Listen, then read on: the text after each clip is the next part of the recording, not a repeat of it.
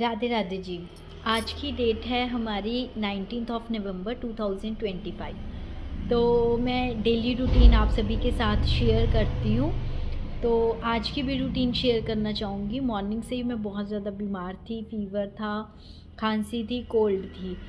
Cold मतलब cold था, तो उसकी वजह से कोई ख़ास काम नहीं कर पाई ऑफ़िस में। तो बट फिर भी सुबह नहीं नहाई थी, इवनिंग में नहाई हूँ। उसके बाद मुझे कोई डील करने जाना था, वो डील करने गई। तो कई सारे काम थे छोटे-छोटे जो बीमार होते हुए भी मुझे करने पड़े और मैंने कंप्लीट भी किए हैं।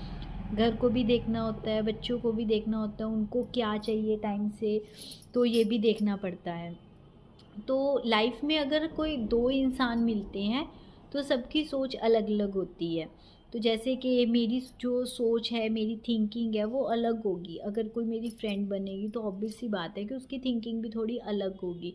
तो ऐसे ही क्या होता है कि जब 2 फ्रेंड्स आपस में स्टार्टिंग में मिलते हैं, तो कई प्रॉमिसेस करते हैं, हम दूसरों को एक-दूसरे को फेथ दिलाते हैं। बट जाने-अनजाने में कई लोगों से हम कुछ बोल देते हैं, हो सो उसको माइंड भी हो जाता है ना। कई लोग अवॉइड कर देते हैं, कई लोग पकड़ के बैठ जाते हैं, कई लोगों को याद रहती हैं ये सब बातें।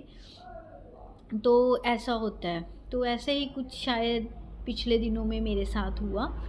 तो मतलब ऐसा होता है कि कुछ लोग जो इतनी जल्दी चेंज हो जाते हैं, हम सोच भी नहीं पाते हैं।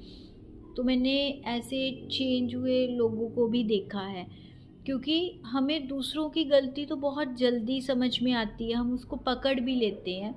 तो जब हम किसी की गलती या किसी की बुराई को पकड़ते हैं, तो हम उसकी अच्छाई को भूल जाते हैं। या फिर हम ये कहें कि हम सिर्फ़ ये चाहते हैं कि दूसरा पर्सन हमारे साथ अच्छा ही अच्छा करे, है ना? तो हमने भी कुछ कभी किसी के साथ बुरा किया होता है। तो ऐसा तो नहीं है कि अगर दूसरे पर्सन को मेरे से कोई प्रॉब्लम है, तो वो बहुत ज़्यादा परफ़ेक्ट होगा या उसने कभी मुझे हर्ट नहीं किया होगा, तो ऐसा तो नहीं होता है।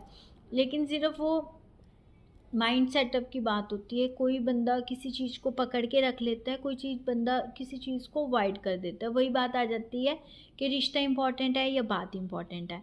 तो अगर रिश्ता इम्पोर्टेंट है तो बात को भूल जाओ, अगर बात इम्पोर्टेंट है तो रिश्ते को भूल जाओ। तो मुझे शुरू से ही ना रिश्ते बनाने में बहुत डर लगता है। जैसे मैं शुरू से अपने पापा को बहुत प्यार करती थी। जब मेरे पापा मुझे छोड़ के गए, तो वो चीज़ मेरे से टॉलरेट नहीं हुई। तो मैं बहुत ज़्यादा उस टाइम पे भी रो-रो के, मतलब मेरा इतना बुरा हाल था हद से ज़्यादा। तो मैं अपनी मम्मा को बहुत प्यार करती थी। तो जब मेरी शादी हुई तो मुझे